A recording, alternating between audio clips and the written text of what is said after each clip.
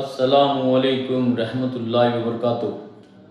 ಸನ್ಮಾನ್ಯರೇ, ಇತ್ತೀಚೆಗೆ ದಿನ ಬೆಳಗಾದರೆ ನಾವು ಸೋಷಿಯಲ್ ಮೀಡಿಯಾದಲ್ಲಿ ಕರ್ನಾಟಕ ರಾಜ್ಯ ವಕಫ್ ಮಂಡಳಿಯ ಮಾಜಿ ಅಧ್ಯಕ್ಷರು, ಹಾಲಿ ಚುನಾಯಿತ ಪ್ರತಿನಿಧಿಯಾಗಿರ್ತಕ್ಕಂಥ ಅನ್ವರ್ ಬಾಷಾರವರ ಬಗ್ಗೆ ಅನೇಕ ರೀತಿಯ ಹೇಳಿಕೆಗಳನ್ನು ನಾವು ಗಮನಿಸ್ತಾ ಇದ್ದೇವೆ.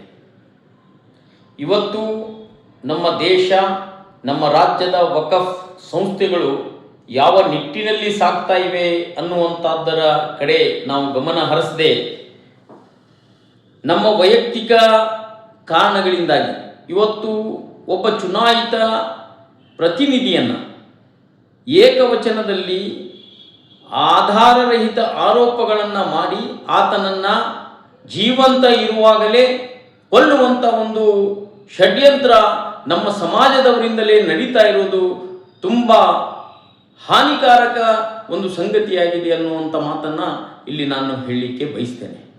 ನಾನು ಇವತ್ತು ತಮ್ಮ ಮುಂದೆ ಬಂದಿರುವಂಥ ವಿಷಯ, ನಾವು ವೈಯಕ್ತಿಕವಾಗಿ ಏನೇ ದ್ವೇಷಗಳಿರಲಿ, ಏನೇ ನಮ್ಮ ಭಿನ್ನಾಭಿಪ್ರಾಯಗಳಿರಲಿ, ಅವುಗಳನ್ನು ನಾಲ್ಕು ಗೋಡೆಯ ಮಧ್ಯ ಕುಂತು ಪರಿಹರಿಸಿಕೊಳ್ಳುವಂಥ ಕೆಲಸವಾಗಬೇಕು ವಿನಃ ನಾವು ಸಾಮಾಜಿಕ ಜಾಲತಾಣಗಳಲ್ಲಿ ಬಂದು ಬಾಯಿಗೆ ಬಂದಂತೆ ಮಾತಾಡಿ ಒಬ್ಬರನ್ನು ತೇಜೋವಧೆ ಮಾಡೋದು ಎಷ್ಟರ ಮಟ್ಟಿಗೆ ಸರಿ ಅನ್ನುವಂಥ ಒಂದು ಮಾತು ಇವತ್ತು ಪ್ರಜ್ಞಾವಂತರು ಚಿಂತನೆ ಮಾಡುವಂಥ ಕೆಲಸ ಆಗಬೇಕಾಗಿದೆ.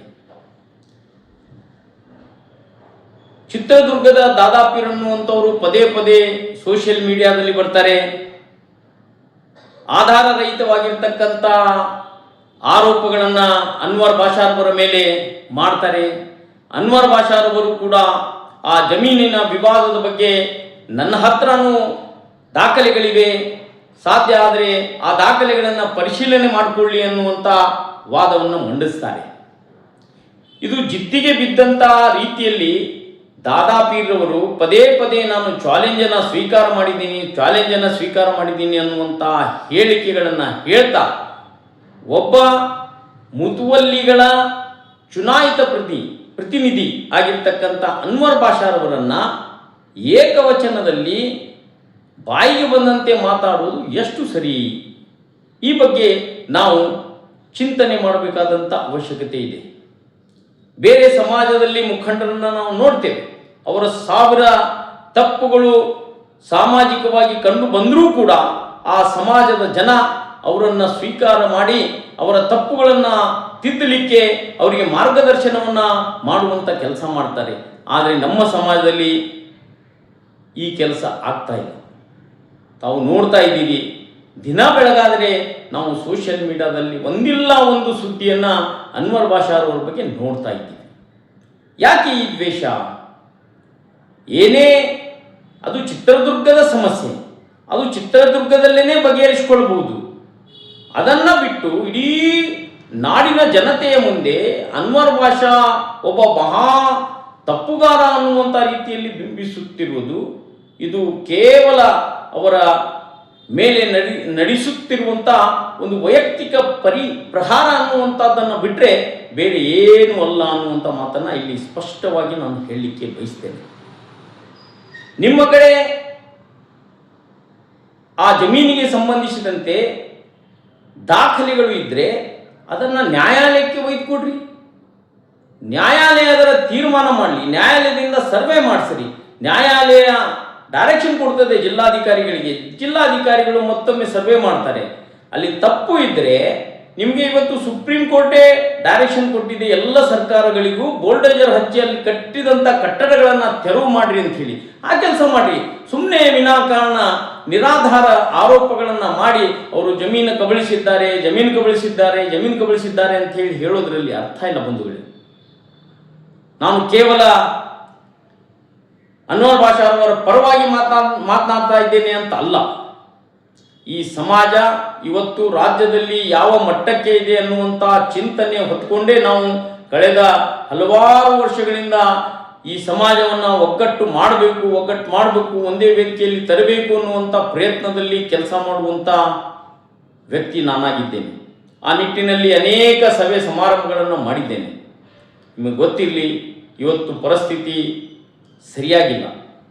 ನೀವು ಅದನ್ನೂ ಕೂಡ ಅರ್ಥ ಮಾಡದೆ ಕೇವಲ ಅನ್ವರ್ ಭಾಷಾ ಇನ್ನೇನು ಅಧ್ಯಕ್ಷರಾಗ್ತಾರೆ, ಆ ಅಧ್ಯಕ್ಷರಾಗುವಂಥ ಒಂದು ಇದನ್ನು ತಪ್ಪಿಸಬೇಕು ಅನ್ನುವಂಥ ಏನು ದ್ವೇಷ ನಿಮ್ಮಲ್ಲಿದೆ ಅದನ್ನು ದಯಮಾಡಿ ದೂರ ಮಾಡಬೇಕು. ನಾನು ದಾದಾಪೀರವರನ್ನು ಕೇಳ್ಕೊಳ್ಳೋದು ಇಷ್ಟೇ, ಏನೇ ನಿಮ್ಮ ಕಡೆ ದಾಖಲೆ ಇದ್ದರೆ ನೀವು ನ್ಯಾಯಾಲಯಕ್ಕೆ ಹೋಗ್ರಿ, ನ್ಯಾಯಾಲಯದಿಂದ ಅದರ ಬಗ್ಗೆ ಹೋರಾಟ ಮಾಡಿರಿ. ಹೋರಾಟ ಮಾಡಿ ತಪ್ಪಿದ್ರೆ ಅದನ್ನು ತಕ್ಷಣವಾಗಿ ಅಲ್ಲಿಂದ ನ್ಯಾಯ ಪಡ್ಕೊಂಡು ಅದು ಸಮಾಜಕ್ಕೆ ಕೊಡುವಂಥ ಕೆಲಸ ನೀವು ಮಾಡಿ. ನಿಮ್ಮ ಜೊತೆಗೆ ಇಡೀ ರಾಜ್ಯದ ಜನ ಇದ್ದಾರೆ. ಸುಮ್ಮನೆ ಬರೋದು, ಬಾಯಿ ಬಂದಂತೆ ಮಾತಾಡೋದು, ಏಕವಚನದಲ್ಲಿ ನಿಮ್ಮ ಪದಗಳನ್ನು ಬಳಸೋದು, ಇದು ನಮಗಂತೂ ಯಾರಿಗೂ ಸರಿ ಕಾಣ್ತಾ ಇಲ್ಲ. ಇದು ನನಗನಿಸದ, ಇದು ಕೇವಲ ಒಂದು ಗುಂಪುಗಾರಿಕೆ ಮಾಡುವಂಥ ಒಂದು ಗುಂಪಿನ ಷಡ್ಯಂತ್ರ ಅಂತ ನನಗೆ ಅನಿಸ್ತಾ ಇದೆ. ನೀವು ಗುಂಪುಗಾರಿಕೆ ಮಾಡಬೇಡ್ರಿ. ಯಾಕೆ ಮಾಡ್ತೀರಿ ಗುಂಪುಗಾರಿಕೆ? ನೀವು ಚುನಾವಣೆಗೆ ನಿಂತಿದ್ದೀರಿ, ನಿಮಗೆ ಜನ ಆಶೀರ್ವಾದ ಮಾಡಲಿಲ್ಲ. ಅನ್ವರ್ ಭಾಷಾ ಅವರಿಗೆ ಜನ ಆಶೀರ್ವಾದ ಮಾಡಿದ್ದಾರೆ. ಅವರು ಚುನಾಯಿತ ಪ್ರತಿನಿಧಿ ಆಗಿದ್ದಾರೆ. ಅವರಿಗೆ ಎರಡನೇ ಅವಧಿಗೆ ಅಧ್ಯಕ್ಷ ಆಗುವಂಥ ಅಧಿಕಾರ ಇಲ್ಲವೇನು? ಇವತ್ತು ಸಿದ್ದರಾಮಯ್ಯನವರು ಎರಡೆರಡು ಸಲ ಮುಖ್ಯಮಂತ್ರಿ ಆಗ್ತಾರೆ, ಮತ್ತು ಒಬ್ಬ ವ್ಯಕ್ತಿ ಒಂದ್ಸಲ ಅಧ್ಯಕ್ಷ ಆಗಿ ಇನ್ನೊಂದ್ಸಲ ಅಧ್ಯಕ್ಷ ಆಗೋದ್ರಲ್ಲಿ ತಪ್ಪೇನದ? ಅವ್ರ ಹಕ್ಕನ್ನು ಮಂಡಿಸ್ತಾರೆ. ಅಲ್ಲಿ ಆರಿಸಿ ಬಂದಂಥ 11 ಜನರಲ್ಲಿ ಹಕ್ಕು ಮಂಡಿಸೋದು ಪ್ರತಿಯೊಬ್ಬರಿಗೂ ಅಧಿಕಾರದ. ಯಾರು ಬೇಕಾದವರಾಗಲಿ, ಯಾರು ಮೆಜಾರಿಟಿ ಯಾರು ಇರ್ತಾರ ಅವರು ಅಧ್ಯಕ್ಷ ಆಗ್ತಾರೆ. ನೀವು ಅದನ್ನು ಬಿಟ್ಟು ಅವರು ಅಧ್ಯಕ್ಷ ಆಗಬಾರದು ಅನ್ನುವಂಥದ್ದಕ್ಕೆ ನಿರಾಧಾರ ಆರೋಪಗಳನ್ನು ಮಾಡೋದು, ಅವರು ಹಣ ಕಬಳಿಸಿದ್ದಾರೆ, ಅವರು ಆ ಜಮೀನು ಕಬಳಿಸಿದ್ದಾರೆ, ಇಲ್ಲ ಈ ಸಲ್ಲದ ಆರೋಪಗಳನ್ನು ಮಾಡೋದು ಸರಿ ಕಾಣೋದಿಲ್ಲ. ದಯಮಾಡಿ ಇಂಥ ಆರೋಪಗಳನ್ನು ಮಾಡೋದನ್ನು ಬಿಡಬೇಕು. ಅದಕ್ಕೆ ನಾವು ಇವತ್ತು ಏನು ಟಾರ್ಗೆಟ್ ಮಾಡಿ ಏನು ರಾಜಕಾರಣ ಮಾಡ್ತಾ ಇದ್ದೀವಿ, ಇದು ಆಗಬಾರ್ದು. ಅವರು ಜಮೀರ್ ಅವರ ಬೆಂಬಲಿಗರು ಅನ್ನುವಂಥ ಏಕೈಕ ಕಾರಣಕ್ಕೆ, ಜಮೀರ್ ಅವರನ್ನು ವಿರೋಧಿಸುವಂಥ ಶಕ್ತಿ ನಿಮ್ಮಲ್ಲಿ ಇಲ್ಲ ಅನ್ನುವಂಥ ಕಾರಣಕ್ಕೆ ನೀವು ಕೇವಲ ಅನ್ವರ್ ಭಾಷಾ ಅವರನ್ನು ಟಾರ್ಗೆಟ್ ಮಾಡತ್ತೀರಿ. ತಾಕತ್ತಿದ್ರೆ ನೀವು ಜಮೀರ್ ಅವರನ್ನ ನೇರವಾಗಿ ಮಾಡಿರಿ, ಜಮೀರ್ ಅವರ ಜೊತೆ ನೀವು ಹೋರಾಟ ಮಾಡಿ. ಜಮೀರ್ ಅವರು ನೋಡಿ, ಇವತ್ತು ಅವರು ಮಂತ್ರಿಗಳಾಗಿದ್ದಾರೆ, ಅವರು ಬೇಕಾದಂಥವ್ರಿಗೆ ಅವರು ಅಧ್ಯಕ್ಷರನ್ನಾಗಿ ಮಾಡ್ತಾರೆ. ಅದು ಅಲ್ಲಿ ಆಯ್ಕೆಯಾಗಿರ್ತಕ್ಕಂಥ ಸದಸ್ಯರ ಬೆಂಬಲದಿಂದ ಅಲ್ಲಿ ಅಧ್ಯಕ್ಷರಾಗ್ತಾರೆ ವಿನಃ ಜಮೀರ್ ಅವರು ಮನಸ್ಸು ಮಾಡಿದವರು ಅಧ್ಯಕ್ಷರಾಗ್ತಾರಂತಲ್ಲ. ನೀವು ಇದನ್ನು ಅರ್ಥ ಮಾಡ್ಕೋಬೇಕು. ಮೆಜಾರಿಟಿ ಮೈನಾರಿಟಿ ಎಲ್ಲ ಕಡೆ ಇರ್ತದೆ. ಕೈ ಎತ್ತುವಂಥದ್ರ ಮೂಲಕ ಆಗ್ಬೋದು, ನೀವು ಮತ ಹಾಕುವಂಥದ್ರ ಮೂಲಕ ಆಗ್ಬೋದು, ಅಲ್ಲಿ ಅವಕಾಶಗಳಿರ್ತವೆ. ಆ ಅವಕಾಶವನ್ನು ಅವರು ಸದ್ಬಳಕೆ ಮಾಡ್ಕೋತಾರೆ. ನಿಮಗೆ ಅವರನ್ನು ಬದನಾಮ್ ಮಾಡಬೇಕು, ಅವರನ್ನು ತೇಜೋವಧೆ ಮಾಡಬೇಕು ಅನ್ನುವಂಥ ಕಾರಣಕ್ಕೆ ನೀವು ಅವರ ಮೇಲೆ ಈ ರೀತಿಯ ಪ್ರಹಾರವನ್ನು ತಕ್ಷಣಕ್ಕೆ ನಿಲ್ಲಿಸಬೇಕು. ಜೊತೆಗೆ ಈಗ ನೀವು ಅವರನ್ನು ಅಧ್ಯಕ್ಷರಾಗಿ ಕೂತ್ರೆ ಮಾರ್ಗದರ್ಶನ ಮಾಡಿರಿ ಒಳ್ಳೆ ರೀತಿಯಾಗಿ. ನೋಡ್ರಿ ಸರ್, ನೀವು ಈ ರೀತಿಯಾಗಿ ಕೆಲಸ ಮಾಡಿರಿ, ಈ ರೀತಿಯಾಗಿ ಈಗಾಗಲೇ ಅವ್ರು ಮಾಡಿದ್ದಾರೆ. 1 ವರ್ಷದ ಅವಕಾಶ ಅವ್ರು ಸಿಕ್ಕಾಗ ಅವ್ರು ಏನೆಲ್ಲ ಡೆವಲಪ್ಮೆಂಟಿನ ವಿಚಾರಗಳನ್ನು ಇಟ್ಕೊಂಡು ಕೆಲಸ ಮಾಡಬೇಕಾಗಿತ್ತು ಮಾಡಿದ್ದಾರೆ. ಕಾಲೇಜ್ಗಳನ್ನು ಕೊಟ್ಟಿದ್ದಾರೆ, ಆಂಬುಲೆನ್ಸ್ಗಳನ್ನು ಕೊಟ್ಟಿದ್ದಾರೆ, ಜೊತೆಗೆ ಈ ಮೈಯತ್ಗೆ ಫ್ರೀಜರ್ಗಳನ್ನು ಕೊಟ್ಟಿದ್ದಾರೆ. ಇವೆಲ್ಲ ಹೊಸ ಯೋಜನೆಗಳು ಮಂಡಳಿಯಲ್ಲಿ. ಆ ಕಾರಣಕ್ಕಾಗಿ ಹೊಸ ಹೊಸ ಯೋಜನೆಗಳಿದ್ದರೆ ನೀವು ಅವರಿಗೆ ಒಂದು ಒಳ್ಳೆಯ ಮಾರ್ಗದರ್ಶನವನ್ನು ಮಾಡಿ ವಕ್ಫ್ ಮಂಡಳಿಯನ್ನು ಉಳಿಸುವಂಥ ಕೆಲಸ ನೀವು ಮಾಡಬೇಕು. ಅವರು ತಪ್ಪು ಮಾಡಿದರೆ ನ್ಯಾಯಾಲಯದಿಂದ ಅವರನ್ನು ಶಿಕ್ಷೆಗೊಳಪಡಿಸಿರಿ. ನಾವು ಅದಕ್ಕೆ ನಿಮ್ಗೆ ಅಡ್ಡು ಬರೋಂಗಿಲ್ಲ. ಆದರೆ ಸಮಾಜದಲ್ಲಿ ಒಂದು ಒಳ್ಳೆಯ ಏನು ಮಾರ್ಗದರ್ಶನ ನೀವು ಮಾಡಬೇಕಾಗಿದೆ ಜನರಿಗೆ, ಅದು ನೀವು ಮಾಡ್ತಾ ಇಲ್ಲ. ಇವತ್ತು ಒಬೇದುಲ್ಲಾ ಸಾಹೇಬರು ಅವರು ಕೂಡ ಮೊನ್ನೆ ಮಾತಾಡಿದರು. ಅವ್ರ ಜೊತೆಗೆ ಸೈಯದ್ ಅಶ್ರಫ್ ಅನ್ನುವಂಥವರು ಕೂಡ ಮಾತಾಡಿದರು.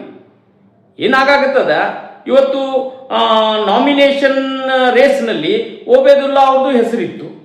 ಒಂದು ವೇಳೆ ಓಬೇದುಲ್ಲಾ ಅವರಿಗೆ ನಾಮಿನೇಟ್ ಮಾಡಿದ್ರ ಅವ್ರು ಈ ರೀತಿ ಪ್ರೆಸ್ ಮೀಟ್ ಮಾಡ್ತಿದ್ರಾ? ಒಂದು ಪ್ರಶ್ನೆ ನಮ್ಮದು. ಓಬೇದುಲ್ಲಾ ಅವರಿಗೆ ಇವತ್ತು ನಾಮಿನೇಟ್ಗೆ ಅವಕಾಶ ಸಿಗಲಿಲ್ಲ ಅಂತಂದ್ರೆ ಅವ್ರು ಬಂದು ಬೇರೆಯವರನ್ನ ಅವ್ರ ಜಮೀರಿಗೆ ವಿರೋಧ ಮಾಡೋಕ್ಕಾಗೋದಿಲ್ಲ.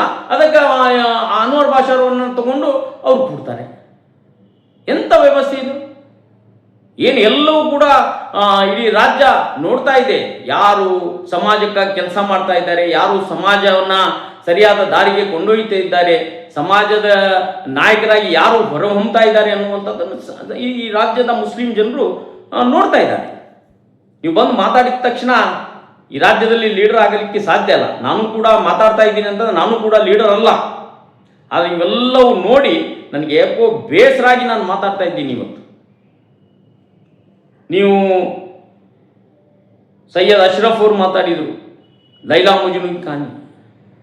ನೋಡಿ, ಮನುಷ್ಯ ಅಂದ ಮೇಲೆ ತಪ್ಪುಗಳು ಆಗ್ತಿರ್ತಾವೆ. ಅದು ಆಗಿದೆಯೋ ಇಲ್ಲೋ ಅನ್ನುವಂಥದ್ದನ್ನು ನೀವು ಕಂಡುಕೊಳ್ಳದೆ ನಿರಾಧಾರ ಆರೋಪ ಮಾಡುವುದು ತಪ್ಪಾಗ್ತದೆ. ನಾವು ಉತ್ತರ ಕರ್ನಾಟಕ ಭಾಗದ ಜನ ಒಂದು ಡಿಮ್ಯಾಂಡನ್ನು ಇಟ್ಟಿದ್ವಿ ಕರ್ನಾಟಕ ಸರ್ಕಾರಕ್ಕೆ. ವಕಫ್ ಮಂಡಳಿಯಲ್ಲಿ ಉತ್ತರ ಕರ್ನಾಟಕಕ್ಕೆ ಪ್ರಾತಿನಿಧ್ಯ ಸಿಗಬೇಕು ಅಂತ ಹೇಳಿ. ಇವತ್ತು ಉತ್ತರ ಕರ್ನಾಟಕ ಭಾಗದ ಜನರ ಒಂದು ಮನವಿಯನ್ನು ಆಲಿಸಿ ಸನ್ಮಾನ್ಯ ಸಿದ್ದರಾಮಯ್ಯನವರು ಮೌಲಾನಗಳ ಕೋಟಾದಲ್ಲಿ, ಧಾರ್ಮಿಕ ಪಂಡಿತರ ಕೋಟಾದಲ್ಲಿ ತನ್ವೀರ್ ಹಾಶ್ಮಿ ಅವರನ್ನು ಏನು ಸದಸ್ಯರನ್ನಾಗಿ ಮಾಡಿದೆ. ಅವರಿಗೆ ನಾನು ಕರ್ನಾಟಕ ಮುಸ್ಲಿಂ ಯೂನಿಟಿಯ ಪರವಾಗಿ ಸರ್ಕಾರವನ್ನು ಮೊಟ್ಟ ಮೊದಲಿಗೆ ನಾನು ಅಭಿನಂದಿಸ್ತೇನೆ. ಮನುಷ್ಯ